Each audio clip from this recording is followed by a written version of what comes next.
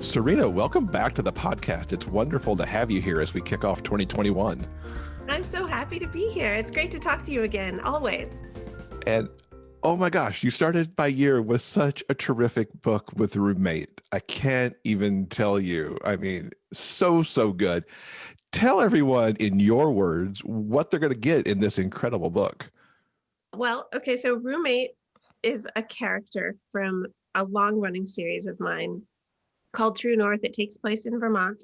All the other books are male-female couples, although I can't say that they're all straight because there are a lot of bisexuals in my work. But this character, Kieran Shipley, is a cousin of the Shipley family that everybody has loved since 2016.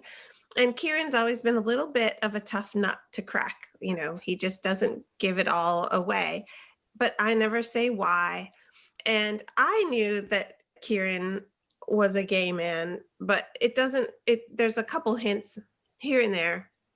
But it took me a long time to get the story for Kieran exactly right, because I knew that he was holding a lot back. I just didn't know exactly what.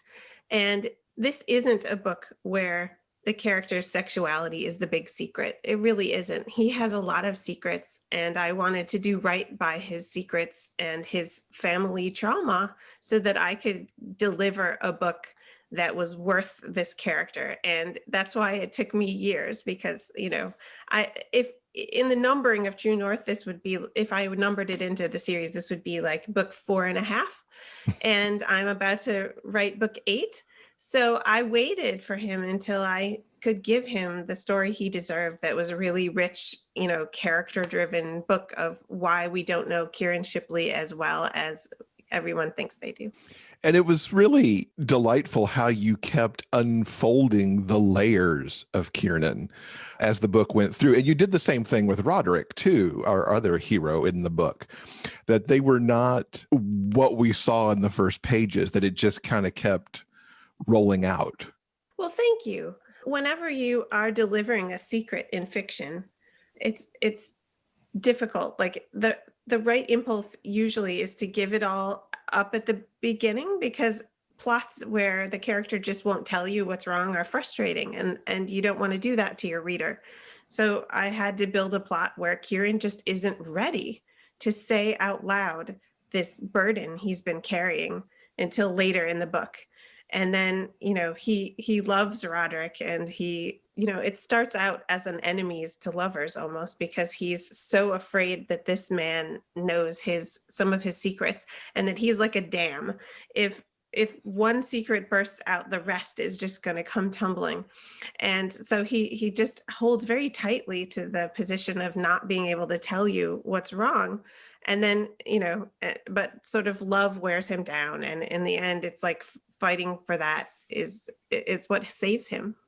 That's a great way to put it, too, that he is, in fact, saved. But he saves Roderick, too, in a lot of ways. These two truly make each other better as they go.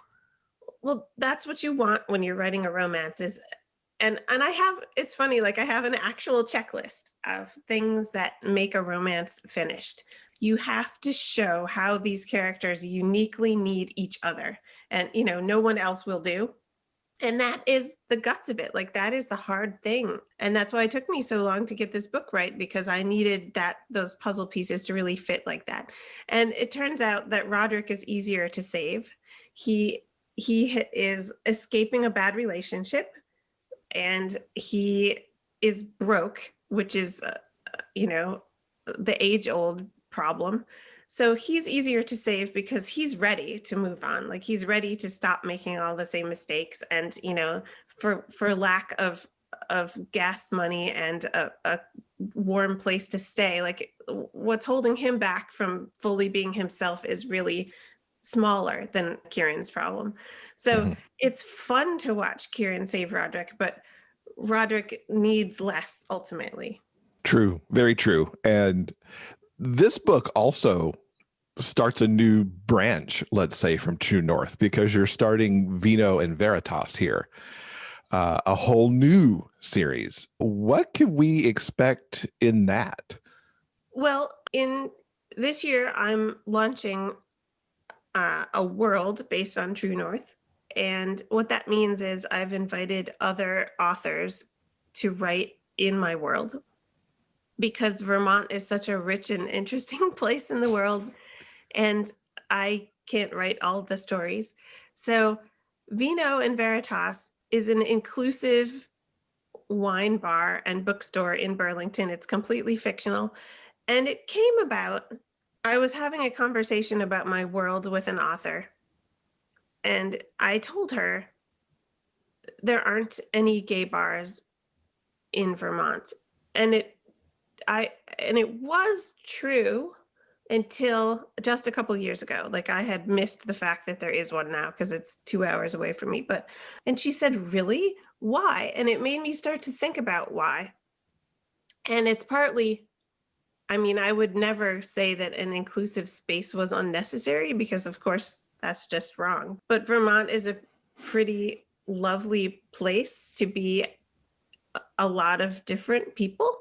And, it's just Burlington is like to the left of Bernie Sanders already. So then it made me think like, what kind of space should this be? And I talked about this with Annabeth Albert and with Garrett Lee, who are two writers of LGBTQ romance that I respect so much.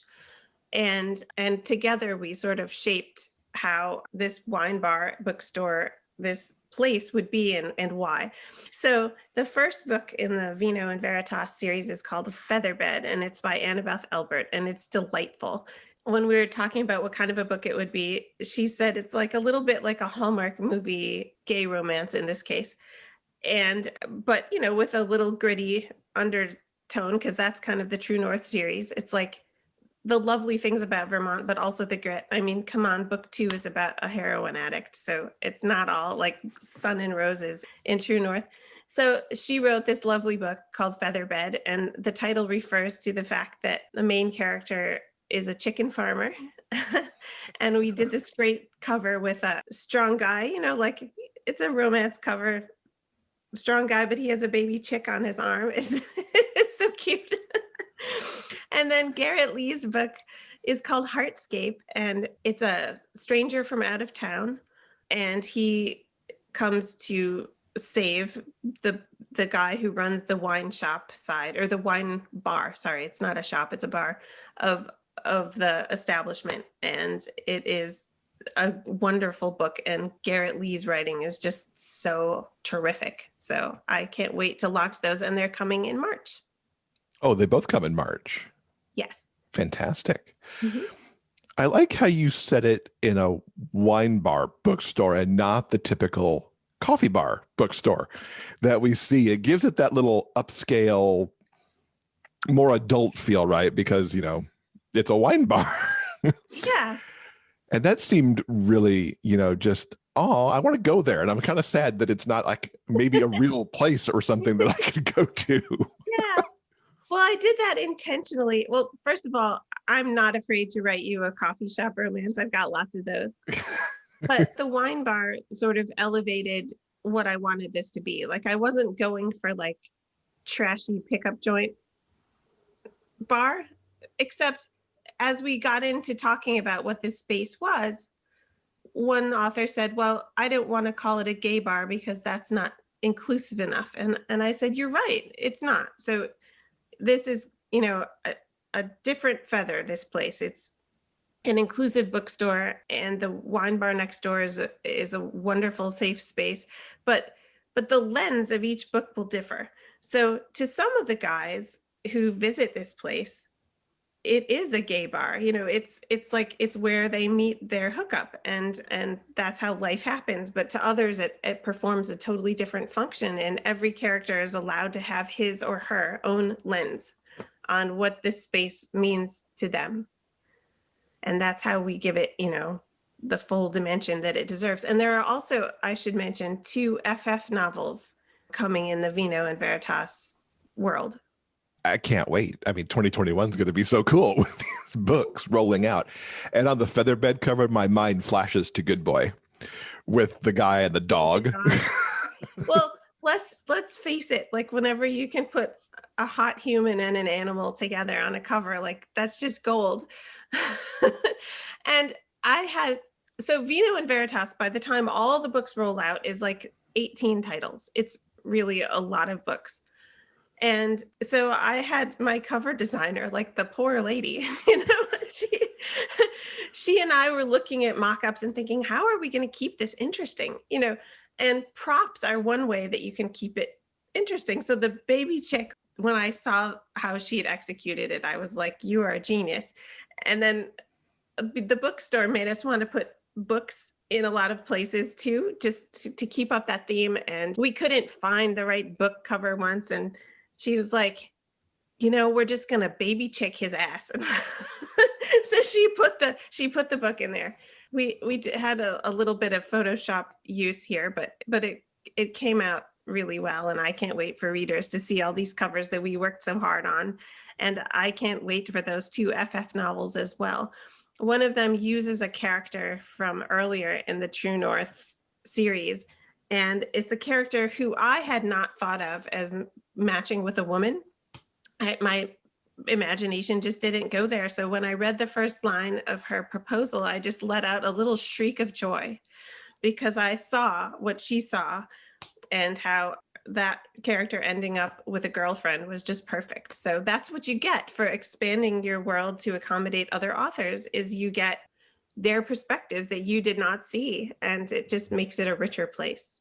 Did you envision at some point that True North could go this direction? Was that even in your wildest imagination with that series, or did it just kind of evolve to where you knew that it was time to open it up to these other voices? I really had always thought about it in the back of my head, but it's quite terrifying to let other people play in your sandbox in some ways. So I had to sort of get over myself a little bit in order to make it happen.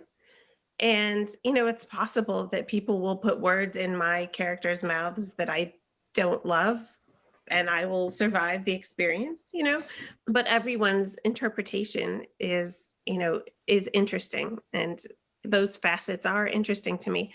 And in a way, I walled off the parts that people were allowed to write, but not because I didn't want them to tamper. It's because I needed to clear a path where I could keep going in this space without tripping over what they'd written. Mm-hmm. So that's why Vino and Veritas overlaps a little bit with Roommate, but in a way that the origin story of Vino and Veritas is told by people who aren't me. And I was bringing in, and I checked with them, I sent them that scene and said, what do you see here? And did I get your guy right? And, to make sure that that was all going to work out. And similarly, there's a series in the True North world called Speakeasy for a bar that gets started by some characters in this book, but isn't a main setting. So that, that was given to those authors as their own place to be. So, it's tricky, and it's been consuming a lot of time to read all of these outlines and proposals and to make sure, we had over 200 inquiries to write for the world before I stopped counting. And we're going to end up with around 45 titles. And it was hard to say no. I definitely didn't do this project because I like to say no to other writers. That certainly was not a good time. But of course, I had more that I could handle. So here we are.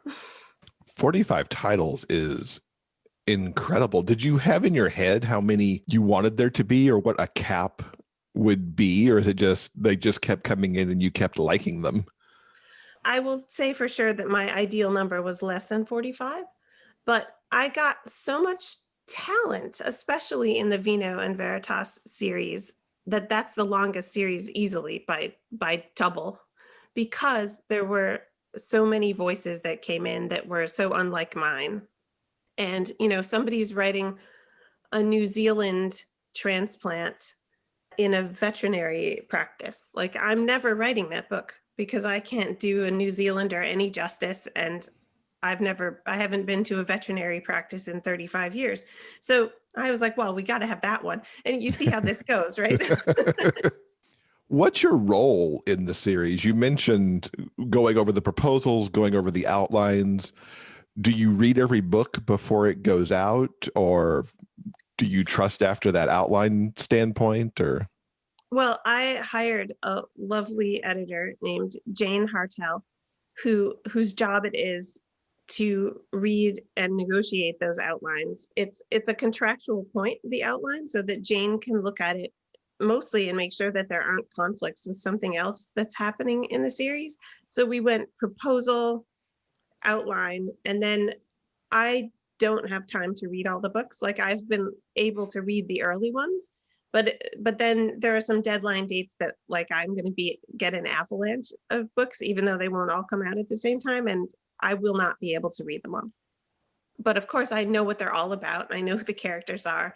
I know what's going to happen. And then we had to do some shuffling. Like, in one series, we took what we liked the best and we're like, oh, look at all the single dads. There was some trope pile up.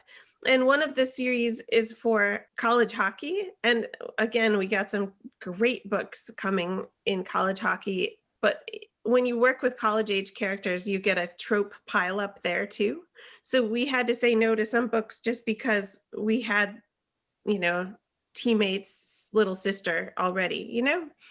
So in order to construct a series that was unique, we had to let some things go. does somebody have what might be a daunting job of the Master Story Universe Bible to know who all these people are? That proved absolutely to be the hardest part. I definitely provided material about that, but it's actually quite difficult to figure out where to put that to make it accessible. And we do have in the group all the time, like, where was the map? Because it's hard. There's not one space. Like, I tried to do a lot of it on Facebook because people visit Facebook anyway. And then I tried, and some of it's in a Google folder, and it was surprisingly hard to figure out how to index that stuff. And I have a very complete Bible of the True North series itself, like what's in there, but it's so big that made it hard to find. So that was the biggest challenge for sure. Well, I did also take Annabeth Elbert's book and Garrett Lee's book and give them to the other people writing in the Vino and Veritas series immediately, and early, just to prevent some of the potential, disruptive things, so that other people would be able to read those books and then filter it down the line. And for example, in the coffee shop series, the authors have done a really good job of talking to one another. And we have like a floor plan, so the office doesn't switch floors or, from book to book. But I'm sure there will be errors. I mean, there just will be. And I'm kind of a perfectionist. So, that'll be a bad day when a reader writes in and says, hey, guess what? You guys got this wrong. But in order to do this, that's going to happen. Mm-hmm. What was your impetus to pull the trigger on this project? Because you mentioned it's kind of daunting to decide to open up the world and start working with so many other people. What made you say yes? COVID-19. It was just, trapped at home like everyone else. And I'm like, okay, now's the right moment. And I don't know, maybe, that's a little crazy, but that's kind of what happened. And it has complicated my life, but in a good way. So we'll see.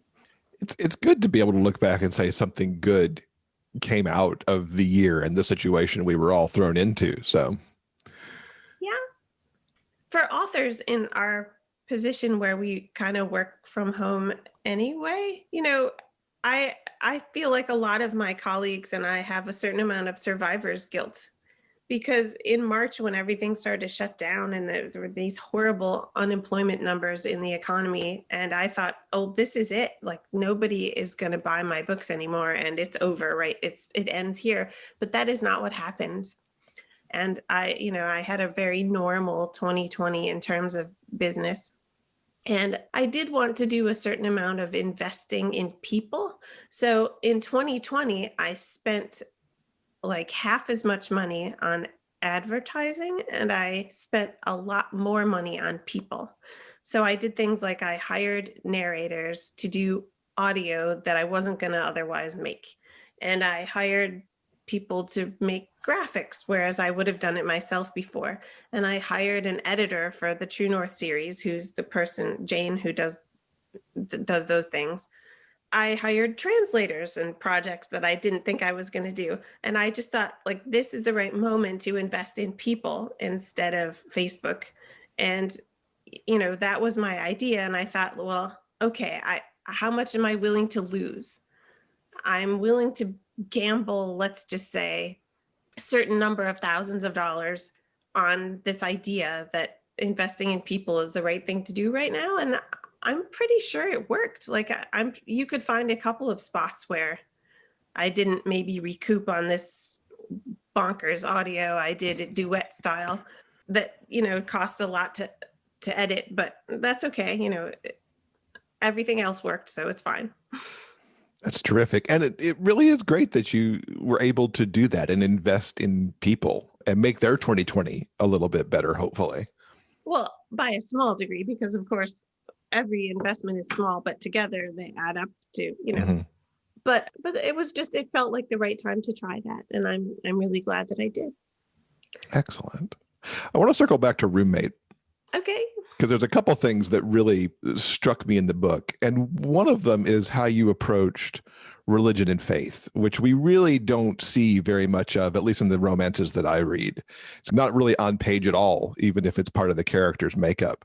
You've got Father Peters, who is a longtime member from your True North cast. Mm-hmm. He really steps in and, without giving anything away, he's really a good person for Roderick to end up interacting with. Where did he come from? Because I want more people in the world like him. Yeah. Okay. So Father Peters is a Catholic priest. And I wrote him for the first time in 2016 in a book called Steadfast. And he happens to give good counsel to somebody who's battling his addiction. And I did this specifically because as a person, my own history has a great deal of discomfort with organized religion, like all kinds of organized religion. And I, fight that basically. And I think it's pretty evident in my other books that organized religion has not been kind to me over time. So I sort of forced myself to write this lovely Catholic priest into the series. He's very much a fan of pastry and has been since the early part of the series. So it naturally made sense to me that he would also like Roderick's baking. Roderick is a bread baker mostly, but he does a lot of baking. He walked back into this book in a bigger role than he has had lately. And it ended up being some of my favorite scenes in the whole book, where this Catholic priest counseling this out gay man on what to do. And the freshness, the unexpected relationship between those two just is one of the things that worked. Sometimes you just stumble into the right character in the right spot. And that's kind of what happened here. Yeah, it was so good. Now you said that he counsels him in a good way, so it's not going to be a spoiler to say, when he turned up at the door, I'm like, oh no, this is not going to be good. And then it was wonderful. So yeah, I'm so glad he's there. And if he could show up in more Vino Veritas, that would be awesome. We'll see how that plays out with other authors coming in later. Right. Well, yeah. And the truth is, I don't have in my life enough experience to know whether there are Father Peters out there in the Catholic Church, especially. I really don't know. I would like to think there are. Me too. But that's kind of the author's job, is to be the puppet master and to show what's possible. Like, it's a lovely job. I love my job. I get to say it's a privilege to create a world where Father Peters exists. And I'm happy that I did. Yeah, me too. The other thing that I really liked in this book is you've got two characters who've got a lot of baggage. They've got a lot of past. They've got past with each other. And you somehow balance this tightrope where there's gravity to both of their situations and it's not weighed down in a ton of angst either. And how did you do that? You know what, Jeff? I have to say, I think that is my superpower. I think all my books do this. I mean, the first book I ever sold a lot of copies of is about a woman who is paralyzed, from the waist down. And that is not a dark and heavy book. I mean, some people don't read it because of her situation, but it's kind of a fun read. And that is just how writing works for me. All of my books kind of walk that line. Like if there was no gravitas at all, like if there's nothing at stake, then that's really hard. It's hard to do. But I actually have real trouble getting down in the dirt too much with, it's depressing to write deeply angsty books all the time. And I don't think I would enjoy my life to the fullest if I were, writing like terrible, terrible things all the time. So I'm always walking that line. I have had books where, that if you're writing a rom-com and the stakes aren't super high because it's a rom-com, then that's actually hard. Like it's hard work. In fact, I remember this moment when Elle Kennedy and I were plotting Good Boy, which is Blake Riley's book. Some readers know him he's a secondary character in Us, and then he got his own book.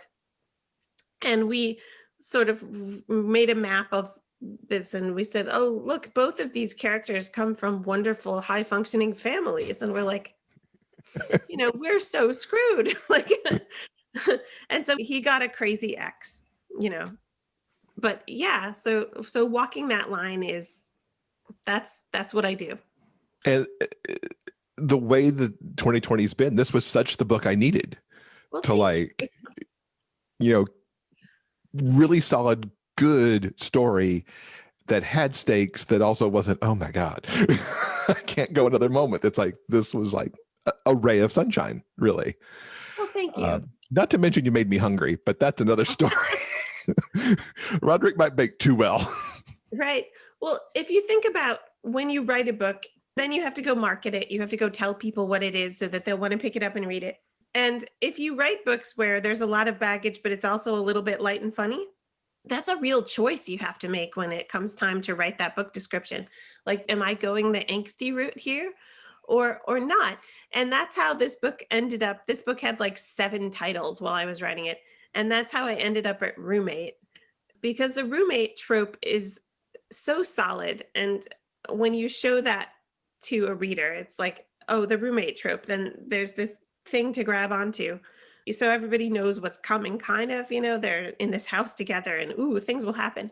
And so, I could have gone any direction. I could have said, deep, dark secret as the headline, family drama, or, funny guy makes cookies in inappropriate shapes, Like, there was a lot to choose from. And I hope that people find what they're looking for when they do pick it up.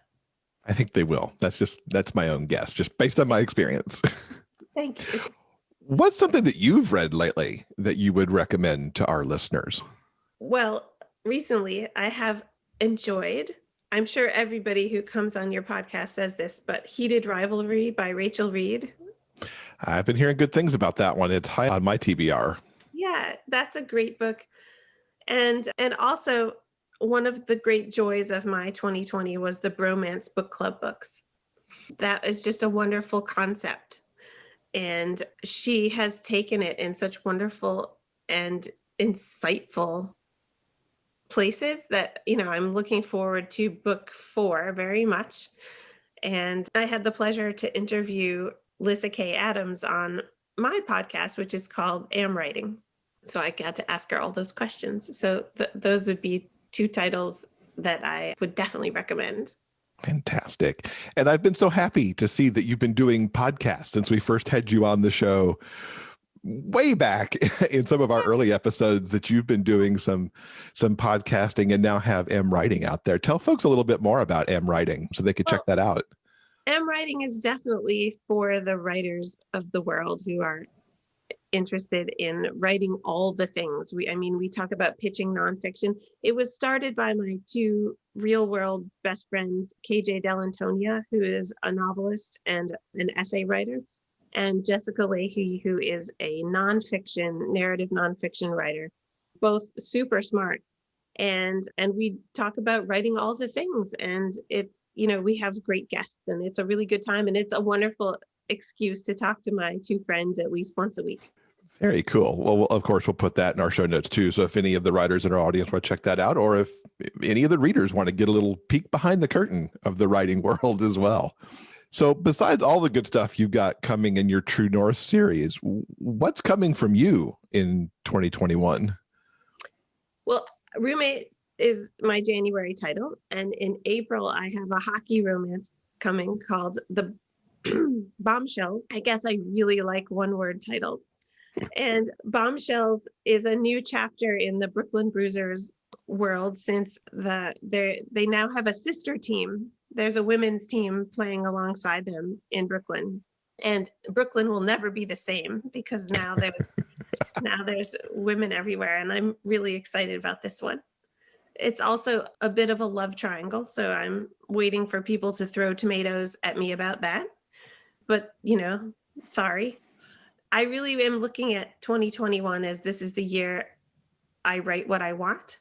And maybe every year should be that year. But if you get too deeply in the groove of writing what people expect from you, then you have this weird echo chamber thing going on. And sometimes I have to just trash the idea that people are listening and waiting for things, and just, find whatever that story is that is just that I can't set down. So.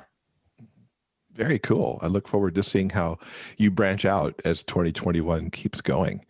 Thanks. What's the best way for everyone to keep up with you online and all of this stuff between your writing and your universe? Well, the best way is in my Facebook reader group, which is called Serendipity, SARINDIPITY, which is a silly word, but it works. And also at sarinabowen.com. Fantastic. We'll link to that, all the books, and the podcast that we talked about here in the show notes. Sarina, thank you so much for coming and telling us about Roommate and for letting me start 2021 with such an awesome book. Well, thank you so much. It's been my pleasure, as always.